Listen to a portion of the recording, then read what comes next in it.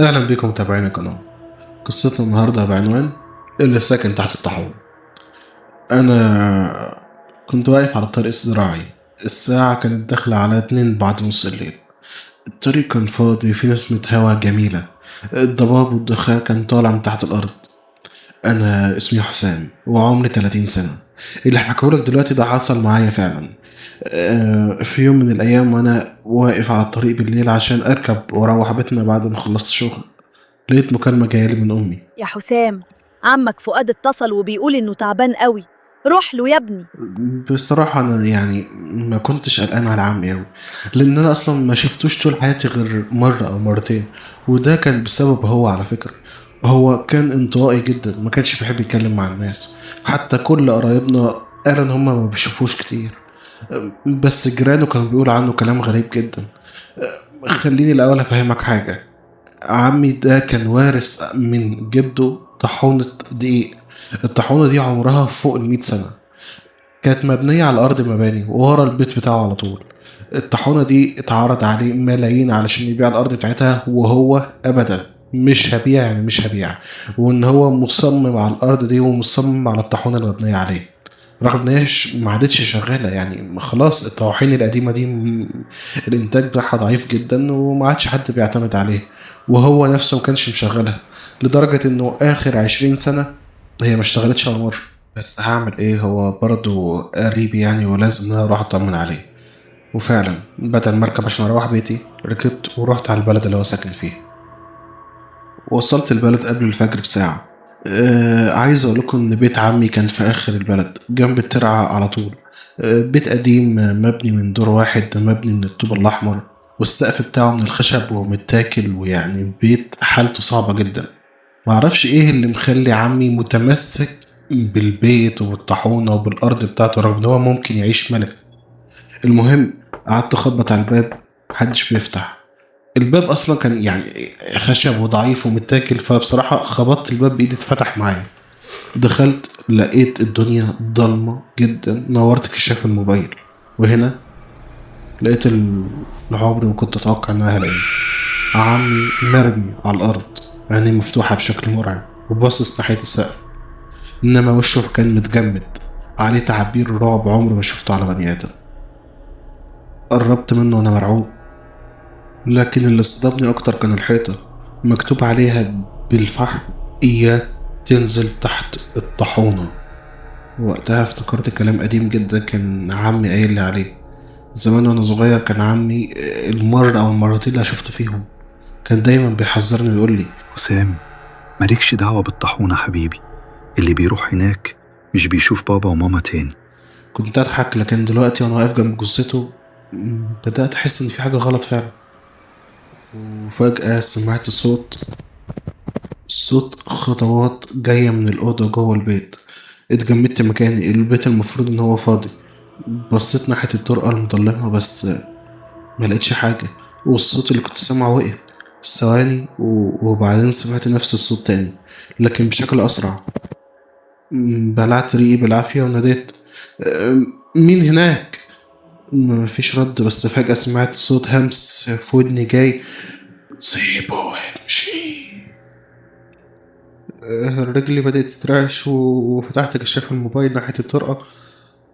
بس برضه الصوت اختفى وما عادش فيه أي حاجة. وفي اللحظة دي بالتحديد سمعت نفس صوت الهمس تاني. لفيت بسرعة، مفيش حد، لكن خدت بالي المرة دي إنه الأرض اللي كانت مليانة تراب اترسم عليها زي مش عارف زي رجلين معيز، الخطوات بتاعت الرجلين المعيز. قربت ببطء وركبتي بتخبط في بعض، ونورت تحت السرير. وفي اللحظة دي شفت وش اسود وليه عينين حمرا بتلمع، وهو بيبتسم. صرخت ورجعت لورا بعنف، لكن لما بصيت تاني مفيش حاجة. اقسم بالله انا شفت حاجة تحت السرير. طلعت اجري بسرعة بره البيت وانا مخنوق من الرعب، ومش داخل هنا تاني. وحد يبقى اتصرف في جثته ولا يشوف هيعملوا فيه ايه. لقيت شيخ كبير واقف بره البيت، شكله من اهل البلد، واقف بعيد بيراقب كل حاجة. اول ما شافني قال لي: انت نزلت تحت البيت؟ فانا قلت له: لا. ازاي يعني؟ قال لي يعني هو شافك؟ قلت له ايه ده؟ قال لي اللي تحت الطاحونة. انا مش فاهم منك حاجة ومش قادر اللي انت بتقوله ده. انا عمي مات جوه البيت وانا بصراحة مش داخل البيت ده تاني. نسيت اقول لكم الراجل ده اسمه الشيخ عمران، وكان اقدم واحد في البلد تقريبا، او اقدم واحد انا شفته لغاية دلوقتي. خدني مع البيت، وبعد ما شربت شوية مية بدأ يتكلم انه اكتر من 70 سنة في قصة حصلت عند الطاحونة دي، انه كان في عمال كتير شغالين، وفجأة في ليلة معينة العمال سمعوا صوت صريخ طالع من تحت الأوضة. تاني يوم صاحب الطاحونة اختفى، وبعدها بأيام بدأت الناس تشوف حاجات غريبة. ناس ماشية بالليل من غير ملامح، صوت أطفال عمالة تضحك كل ما الطاحونة تيجي تشتغل. لكن أسوأ حاجة إن أي حد كان ينزل الأوضة اللي تحت بتاعت الطاحونة كان بيتجنن ويموت بشكل مرعب جدا. وقلت له يعني انا بصراحه مش بصدق في الحاجات دي، ومش مصدق اي حاجه في اللي انت بتقولها. احنا دلوقتي هنعمل ايه مع عمي؟ قال لي يا ابني عمك كان بيحاول يسيطر عليهم. قلت له يسيطر عليهم هما مين دول؟ قال لي العمار، سكان البيت. قال ان عمي كان بيروح للطاحونه كل ليله تقريبا، وقعد يقرا قرآن ويقرب من ربنا علشان يحاول يحل المشكلة اللي موجودة في الطاحونة دي. لكن اللي حصل ان هم شبه سيطروا عليه، وعمك انعزل عن العالم كله، وبقى بيقدم لهم زي ذبايح علشان يعمل عهد مع الجن. ضحكت بعصبية شوية وقلت له انت انت اكيد بتهزر يعني. حد بيدي الجن لحمة وذبايح وحاجات زي كده؟ فالشيخ عمران بصلي بنظرة خلت دمي يقف في عروقي، وقال لي لو بكتب مين اللي واقف وراك؟ اتجمدت، بصيت ورايا بسرعة، لقيت ان طالع من الشباك نفس الوش الاسود اللي عينيه كلها لونها احمر. الشيخ بسرعة قفل الشباك وبدأ انه يقرا قرآن بصوت عالي جدا. انا بدأت احس ان نفسي بيروح مني، وده سمعت صوت جاي من ورا الباب، صوت عالي أوي. الشيخ قال لي ما تفتحش مهما حصل، لكن الصوت فضل يزيد ووجع دماغي أوي. ومش عارف، بدأت أسمع الصوت زي ضحك الأطفال. أنا مش عارف، أنا حاسس إن في حاجة غريبة، وعمال أسمع أصوات غريبة جدا، أكني قاعد في وسط السوق وفي ناس كتير أوي حواليا. قال لي روح بيتكم دلوقتي، واوعى ان انت ترد على حد بيحاول ينده عليك، ده مش هيبقى بني ادم. والنهارده حاول ما تنامش، وحاول ان انت تقول اذكار الصباح والمساء، وتقرا قرآن على قد ما تقدر. انا بدأت افوق شوية، وفعلا روحت بيتي وحكيت لاهلي ان عمي مات. تاني يوم رجعت بيت عمي الصبح عشان ارتب حاجته قبل الدفن. ووصلت فعلا البيت، والشمس كانت طالعة وقوية جدا، بس البيت أول ما دخلته كان بارد قوي، أكني داخل تلاجة. بدأت أفتح الإدراج وأجمع الورق وأشوف أي حاجة يمكن تفيدنا في موضوع الدفن أو تدلني على اللي بيحصل ده. بصراحة أنا كنت بدور على أي حاجة ليها علاقة بالطاحونة، مش جاي عشان عمي خالص، لغاية ما لقيت دفتر قديم متغلف بجلد أسود، جلد سميك قوي. لقيت أول ورقة مكتوب عليها باللون أحمر شبه الدم كلمة العهد، بس الحروف كانت متفرطة بعيدة عن بعضها. الورقة كلها عبارة عن الكلمة دي. قلبت الصفحة اللي بعدها، كان مكتوب كلام كتير أوي. كان مكتوب إياما تملكون القوة في السماء بحق ميمون الأسود وشمهورش والدهاس. فجأة سمعت صوت، لكن المرة دي كان جاي من السقف. رفعت عيني ببطء والصوت الخشب بدأ يزيق، أكن في حد ماشي في الدور اللي فوقيه. وفجأة حد نده بصوتي حسام. فجأة حسيت إن السقف اللي مصنوع من الخشب كأنه بيتكسر، وأكن كان في حاجة واقفة فوقيه وهتقع عليا دلوقتي. جريت جريت بسرعة بره البيت من غير ما ابص ورايا، لكن وانا بجري وسط الغيط سمعت صوت حد بيجري ورايا بسرعة جدا. بصيت ورايا لقيت كائن شبه البني ادمين، بس ايديه طويلة قوي ولامسة الارض وبيجري على ايديه ورجليه. كانت عينيه لونها ابيض بتنور وسط الضلمة، وخلاص كان بيقرب علشان يهجم عليا. بس فجأة أذان الظهر ادن من الجامع البعيد. المخلوق ده قعد يصرخ في وشي وبعد كده اختفى. وانا رجعت للبيت تاني ولقيتهم خلاص بياخدوا عمي علشان يدفنوه. انا اليوم انتهى على كده. بعد ما دفنوه انا روحت بيتي، بس انا حياتي ما رجعتش زي الاول. كل ما انام بحلم بكوابيس، كوابيس مش بتخليني انام ساعة على بعض. حد بيخبط على الشباك كل مرة، ما بقتش عارف انام. مرة صحيت من النوم لقيت الحيطة مليانة. انزل تحت الطاحونة، انزل تحت الطاحونة. انا عمال اخس بطريقة غير طبيعية بسرعة جدا، ما بقتش عارف انام وما كنتش طايق الاكل، ما كنتش طايق اشوف اي حد. انا حسيت ان انا اتخانقت مع الناس كلها تقريبا. بعدت عن الناس كلها، حتى اهلي ما عدتش بكلمهم. انا بقالي على الموضوع ده اسبوع بحاله، وخلاص انا مش قادر استحمل اكتر من كده. انا هروح الطاحونه. انا لازم اعرف الحقيقه. وصلت لغايه بيت عمي ولفيت من ورا البيت وشفت قدامي الطاحونه اللي السبب في مشاكل للبلد بحالها وموقفه لي عيشتي. قررت ان انا ادخل الطاحونه، بس في حاجه غريبه. انا لاحظت ان أنا كل ما اقرب الهواء اكنه بيتشال، اكني ما عينش عارف اتنفس. الهواء كان تقيل قوي. وفي حاجه تانية، انا لقيت ان الطاحونه شغاله. ازاي شغاله من غير حد؟ لقيت شباك في جنب الطاحونه، ببص منه ولقيت فيه ريحه بخور قويه قوي طالعه منه. والريحه مش بخور كويس، ريحه وحشه قوي. الشباك كان صغير جدا، ما اقدرش ان انا اعدي منه، بس طلعت موبايلي وشغلت الكشاف. لقيت حاجة مريبة جدا. انا لقيت دايرة مرسومة على الارض، شكلها كده مرسومة بدم بني ادم او دم كائن حي، وفي نص الدايرة دي كان في راس لمعزة. مش عارف ايه اللي كان بيحصل هنا، بس بدأت اترعب وقررت ان انا مش هدخل الطاحونة دي. بس في حاجة عمالة تقول لي ارجع، انت قربت قوي. حاولت ادور على باب ادخل منه، لكن الغريب ان انا ما لقيتش الطاحونه دي باب. انا لفيت حوالين الاربع حيطان مفيش باب. قلت دي جايز علامه من ربنا ان انا ما ادخلش او مش عارف ادخل. اكيد بقدره ربنا هو اللي خفى الباب عني. وانا ماشي لقيت نفسي دايس على السجاده لونها احمر وفي زي خشب تحتيه. طلع ان هو ده الباب لازم تنزل تحت السلالم وتطلع تاني عشان توصل للطاحونه. شلت السجادة وبدأت أفتح الباب، بس لاحظت إن الباب كان مرسوم عليه نفس الرموز والنقوش والكلام الغريب اللي كان موجود في الدفتر بتاع عمي. إيدي كانت بتترعش وأنا بفتح الباب، بس قدرت أفتح الباب وطلع هوا سخن قوي، وفي ريحة زي ريحة دقيق، لكن الطاحونة شغالة فعلا.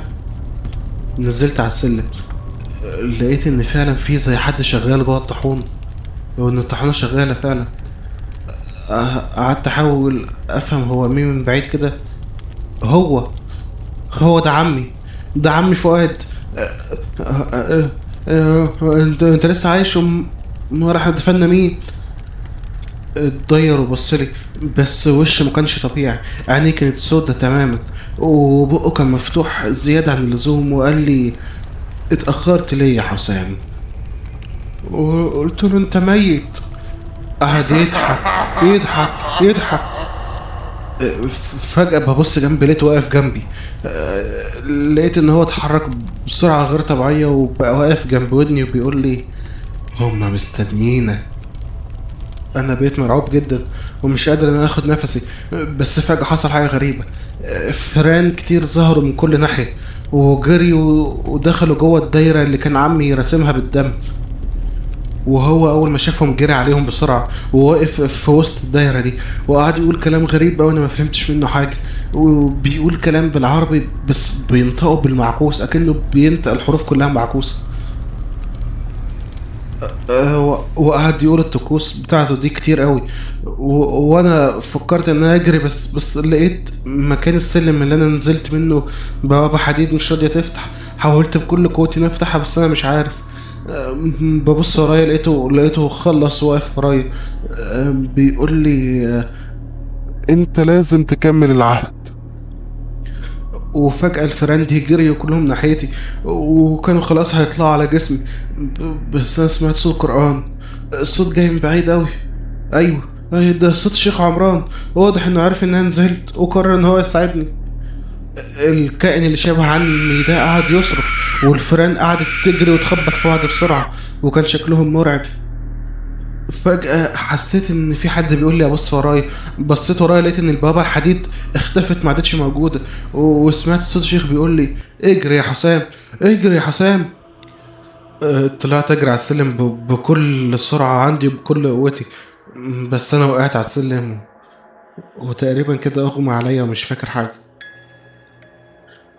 صحيت تاني يوم لقيت نفسي في بيت الشيخ عمران. فتحت عيني بس حاسس ان انا مصدع جامد والدنيا بتلف بيا، والشيخ جنبي عمال يقول لي الحمد لله على السلامة يا ابني، الحمد لله على السلامة. وانا حاسس ان انا مش مركز كده.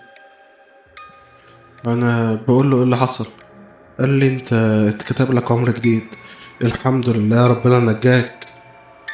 انا هسيبك دلوقتي ترتاح وخلاص، يعني احنا مش عايزين نتكلم في الموضوع ده تاني. حسيت ان انا متعور في وشي او في زي كدمات او خبطات كده. قمت ابص في المرايه بس يا ريتني ما عملت كده. انا شفت عين عين بني ادم كبيره قوي في نص المرايه، مكتوب تحتها العهد هيكتمل. اترعبت مكاني وقررت ان انا لازم اسيب البلد خالص. في اليوم ده انا قلت لازم امشي من البلد نهائي.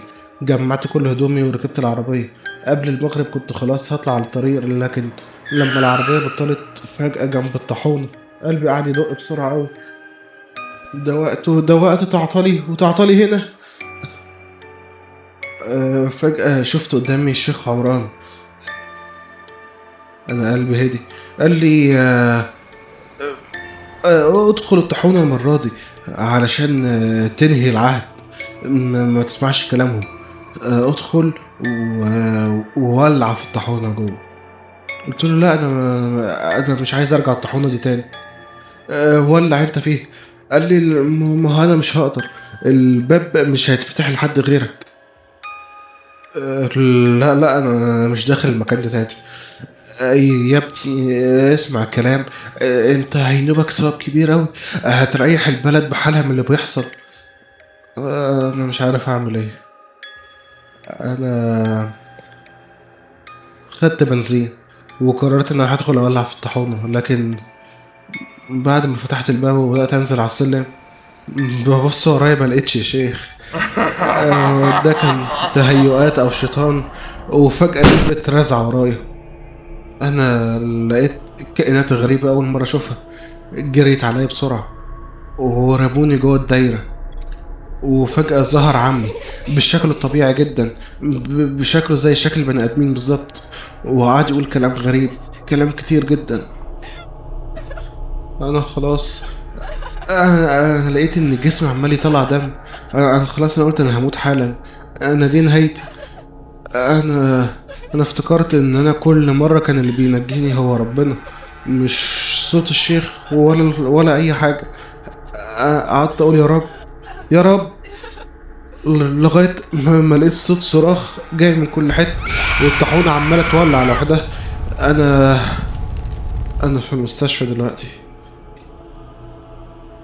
اهل البلد بيقولوا ان هم لقوا الطاحونة بتولع وجريوا بسرعة وخدوا بالهم ان في بني ادم جوه النار ماسكة فيه، وقدروا ان هم يطلعوني. بس انا جسمي كله مليان حروق، بس الحمد لله ان انا لسه عايش.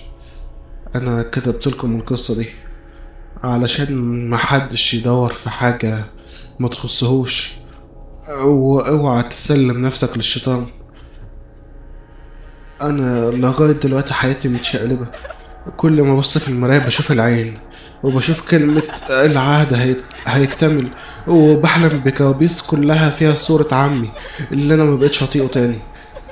ارجوك لو هتسمع القصة دي ادعيلي ودور على القصة الحقيقية. الساكن تحت الطاحونة. شكرا متابعين القناة، اتمنى تكون القصة دي عجبتكم. يا ريت ما تنسوش اللايك والكومنت والسبسكرايب. دلوقتي ميعادنا مع القصة رقم 2. القصة انتوا سمعتوها قبل كده وهنعيدها تاني لو حد ما سمعهاش. اهلا بكم متابعين القناة.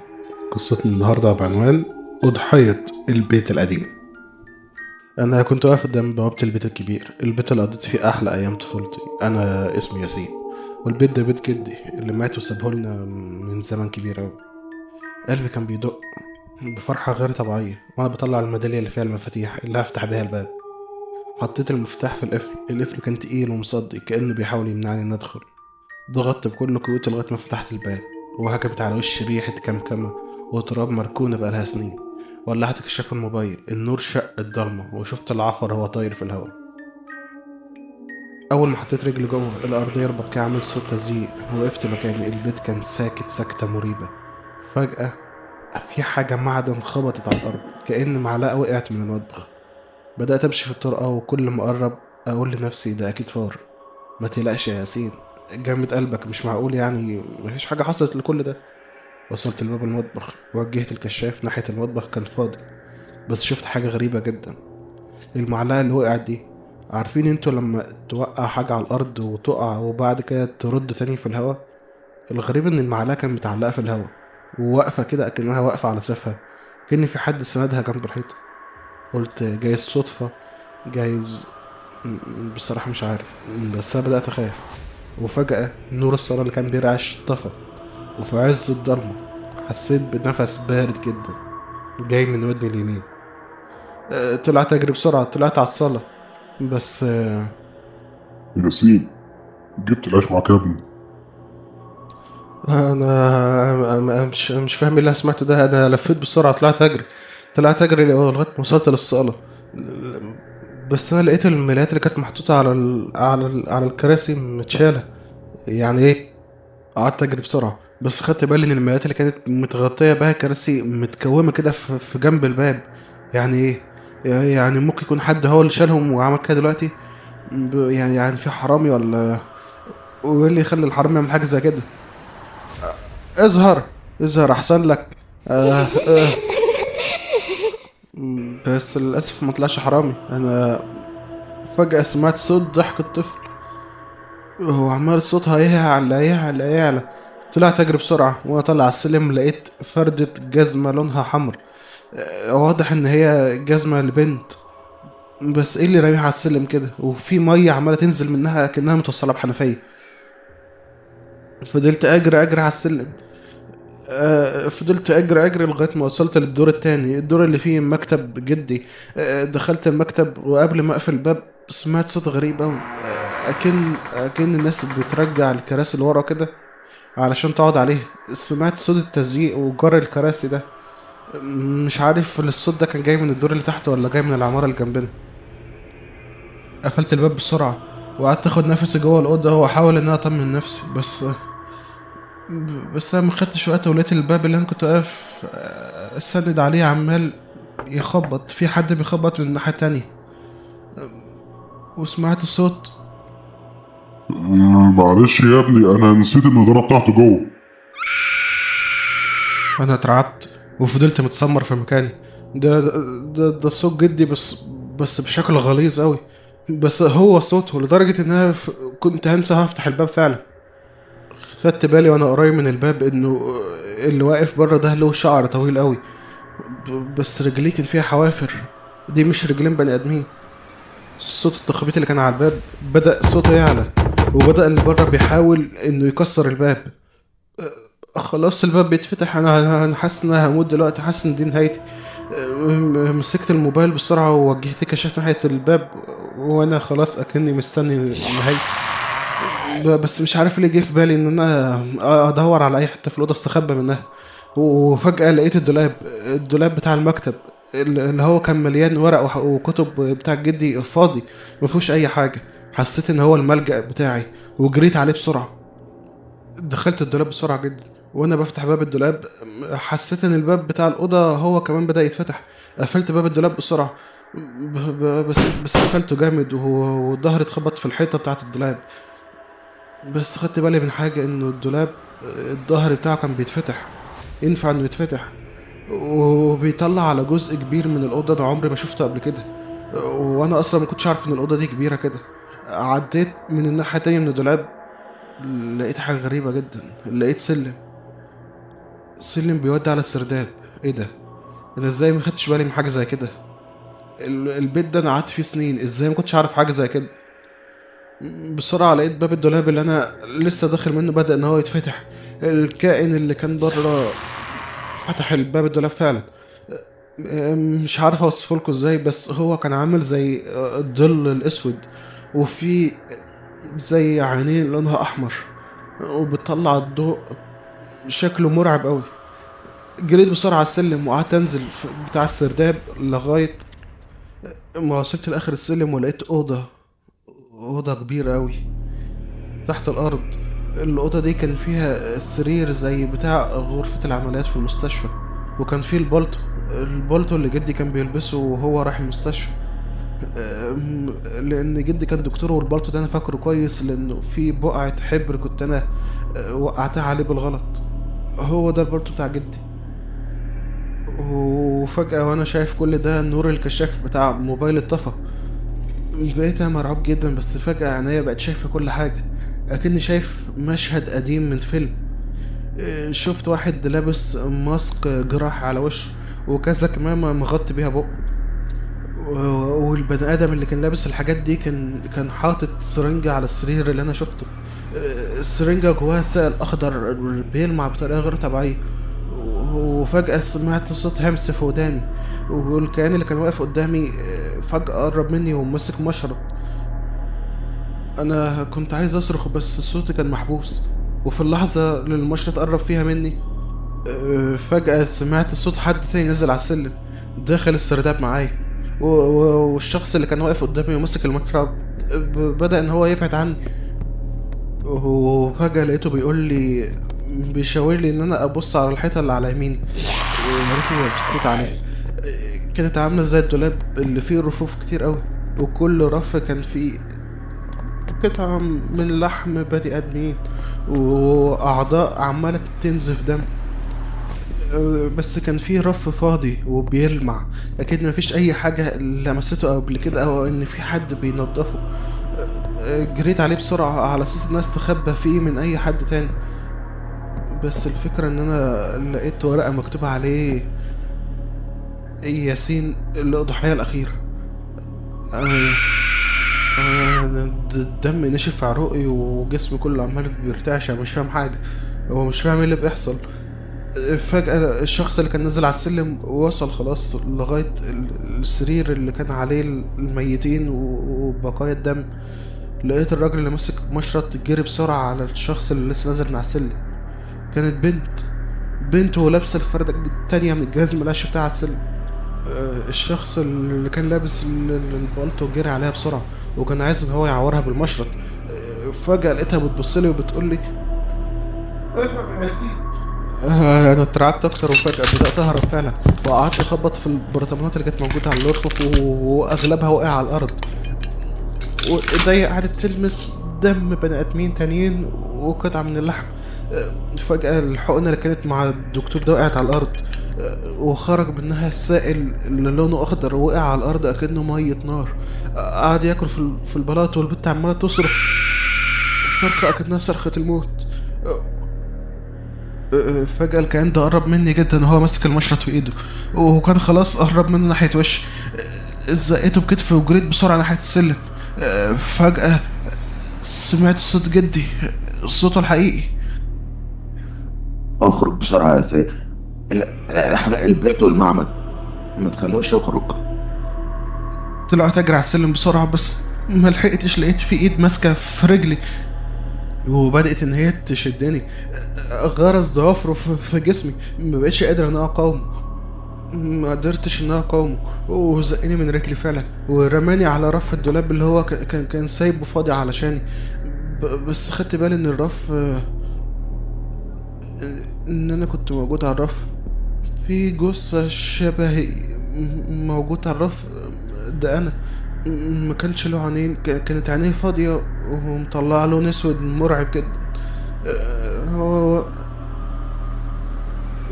بس فجأة لقيت ايد بسرعة اتحطت على كتفي، كانت ايد البنت، ورميت لي مفتاح لونه ذهبي.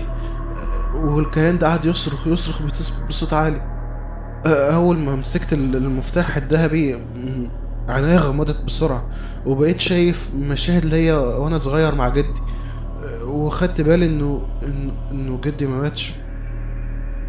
جدي كان سجين للكيان ده، الكيان اللي هو شبه الشيطان اللي متجسد في شكل بني آدم ولابس بالطو. أنا جدي حصل فيه نفس اللي حصل لباقي الجثث اللي متقطعة. وفجأة فتحت، لقيت نفسي ماسك في ايدي المفتاح، والسرداب اللي انا عديت منه اترسم عليه زي بوابة معمولة من الذهب، والقفل بتاعها ذهبي. فهمت على طول ان انا لازم اجري من البوابة دي بسرعة واقفلها. بس الكيان ده مكانش سامح لي ان انا اعمل كده.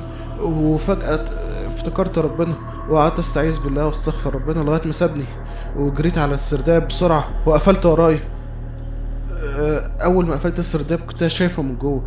قعدت اقرا اكتر لغايه ما حسيت ان هو بيتبخر، وهو بدأ الصوت السويت بتاعه يعلى اكتر واكتر. اكني متضايق من كلامي. كملت لغايه ما اختفى خالص. وانا طلعت اجري على السلم. السلالم الخشب كانت عماله تعمل صوت تزييق جامد اوي، صوت مرعب. وكنت ببص وراها بحس ان هي بتختفي، لغايه ما وصلت لغايه الدولاب وخرجت لاوضه المكتب. وقعدت اجري. جريت من الدور التاني لغايه الدور الاول في اقل من ثانيه حرفيا. وانا مش قادر اخد نفسي. نزلت على السلم في خطوتين بالظبط، بس كنت سامع صوت جد بينده عليا من ورايا. اجري على السيل وما ترجعش تاني، احرق المفتاح واحرق البيت. قعدت اجري لغايه ما وصلت لبوابه البيت، وطلعت جريت من وراها بسرعه. بس فجأة الصوت الصويت اللي كان ورايا عمال يعلى أكتر لغاية ما أغمى عليا.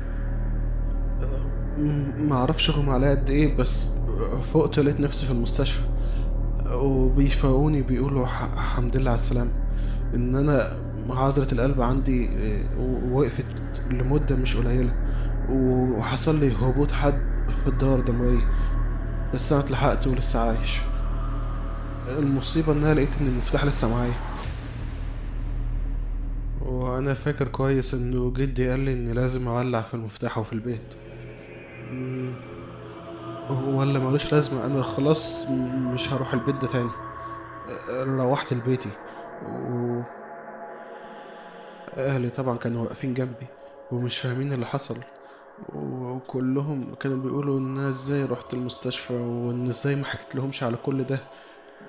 بس قالوا إن أنا بقالي 3 أيام ما يعرفوش عني حاجة. يعني إيه؟ أنا بقالي 3 أيام فين؟ مش فاهم حاجة. وإزاي قعدت 3 أيام؟ يعني أنا قعدت 3 أيام في المستشفى ولا في البيت؟ بس مش مهم. حكيت لهم كل اللي حصل، لكن محدش فيهم صدق.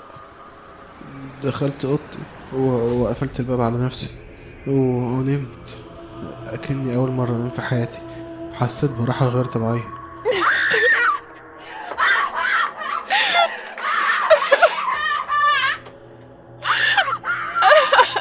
لا لا، انتوا بتعملوا ايه؟ انا انا مش قادر اتكلم ومش قادر ان أنا اتحرك.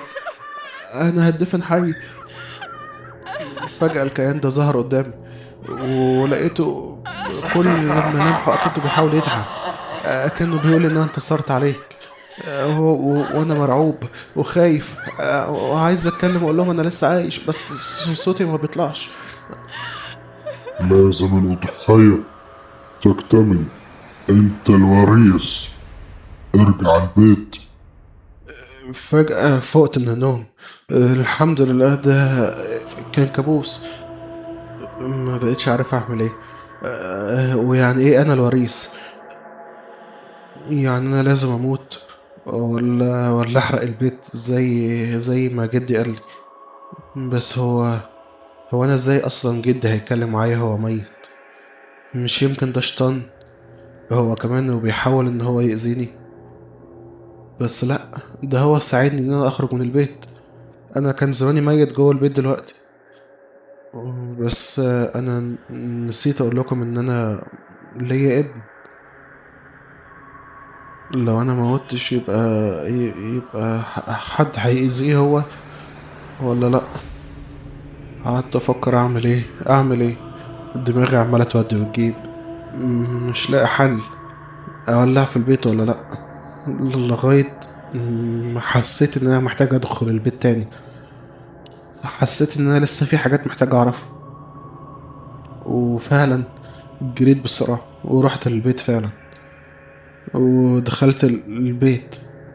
كل حاجه كانت طبيعيه جدا. البيت فعلا مليان تراب والملايات المحطوطة على الكراسي زي ما هي. ما كانش فيه اي حاجة غريبة، اكنه بقى بيت قديم طبيعي. بس خدت بالي ان في اوضة النور بتاعها قايد وانا ما قدتوش. والاوضة دي كانت مظلمة في المرة اللي فاتت. دخلت الاوضة دي لقيت في واحد موطي راسه ولابس البلطو. انا اترعبت تاني مكاني. وكنت هجري بس حسيت ان هو عايز يوجه لي رسالة.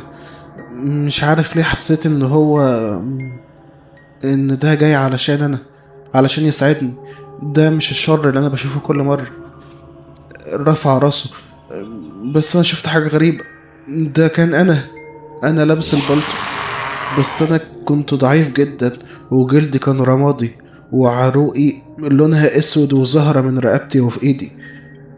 وشفت الكيان اللي شبهي بدأ يتكلم ويقول لي سبتني ليه يا ياسين؟ بنفس نبرة صوتي بالظبط. في نفس اللحظة قبل ما افهم اي حاجة سمعت صوت حاجة بتجري بسرعة جدا في الطرقة بره. جريت فتحت الباب بسرعة ما لقيتش حد. بس لقيت الارض مليانة رمل. الرمل مبلول اكن الماء ده لسه واقع عليه دلوقتي.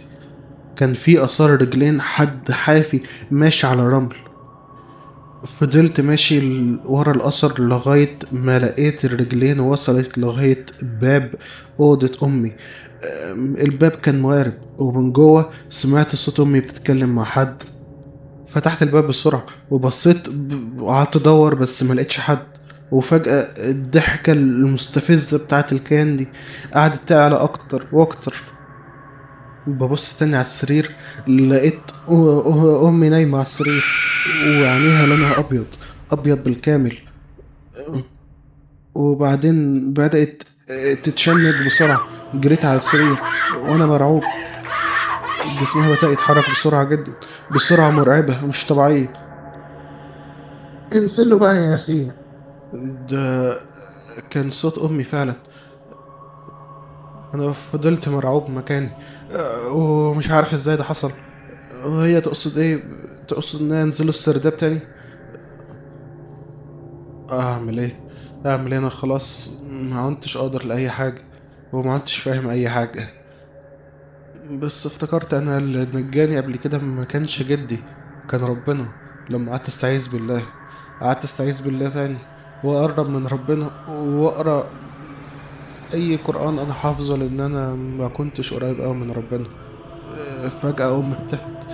ولكن ما حصلش اي حاجه تاني. وانا قررت ان انا لازم اولع في البيت. المرة دي جبت معايا بنزين كتير قوي وجريت ناحية السرداب. اول ما جريت على السرداب لقيت البوابة اللي لونها ذهبي تاني. وافتكرت المفتاح اللي كان معايا. فتحت بسرعة البوابة ورميت جيركن البنزين على طول وقمت مولع في السرداب. وبعد كده افتكرت ان انا ارمي المفتاح في النار اللي ولعت دي. وطلعت اجري بسرعة، اجري اجري اجري لغاية ما لقيت ان النار مسكت في البيت كله وانا عمال اجري. وخدت بالي في الشارع انه تقريبا الناس كلها كانت مستغربة او مش واخدة بالها ان في بيت بيولع. انا بس اللي كنت شايف الكلام ده كله. وانا بجري في الشارع في عربية خبطتني وانا اغمى عليا واتنقلت المستشفى. واول ما فقت قعدت اسألهم على البيت. ايه اللي حصل للبيت. بس هم قالوا حاجة غريبة جدا. قال انه لا، مفيش اي حريقة كانت في الشارع ده، وان انا جيت هنا المستشفى بسبب حادثة عربية. انا فاكر الحادثة، بس فاكر ان انا ولعت في البيت. السرداب ولع بطريقة غير طبيعية، والبيت كان بيولع كله قدامي. يعني ايه؟ سبت المستشفى وفضلت ماشي في الشارع بكلم نفسي، ورحت البيت. بس انا ما لقيتش البيت خالص. البيت مش سليم ومش محروق، البيت مش موجود. جريت على اهلي ورحت لهم بيتهم وبتكلم معاهم. قالوا يا ابني البيت جاي له قرار ازاله من سنين. بيت ايه اللي انت دخلته انت من ساعه ما رجعت من المستشفى واللي قعدت فيها حوالي 3 ايام دي، وانت عمال تقول كلام وتلفظ بكلام محدش فاهمه. انت حصل لك اي حاجه؟ حاسس ان مخك فيه اي مشكله؟ انت عمال تهلفظ بكلام غريب يا ابني. فجأة الكائن ده ظهر في المراية وقال لي انت الأضحية، انت الوريث. تفتكروا ايه اللي حصل بعد كده؟ انا طلعت اجري في الشارع زي المجنون، ودلوقتي انا في مستشفى الامراض العقلية ومحدش مصدقني. ونفسي ان انا ارجع البيت تاني عشان ارجع للسرداب. انا بصراحة انا بعيد عن ربنا جدا. يمكن اخر مرة صليت مش فاكر امتى، يمكن من سنين، وكان لازم ان انا اخد جزاتي. ده غضب من ربنا عليا. انا الشيطان كان يتملك مني في فترة معينة، ودلوقتي انا قربت من ربنا، والدكاترة كلهم بيقولوا ان انا ممكن اخرج من المستشفى قريب. اوعوا تعملوا زيي. ما تنسوش تدوروا على قصة أضحية البيت القديم. شكرا متابعين القناة، يا رب تكون القصة عجبتكم. يا ريت ما تنسوش تعملوا لايك واشتراك وكومنت جميل زيكم.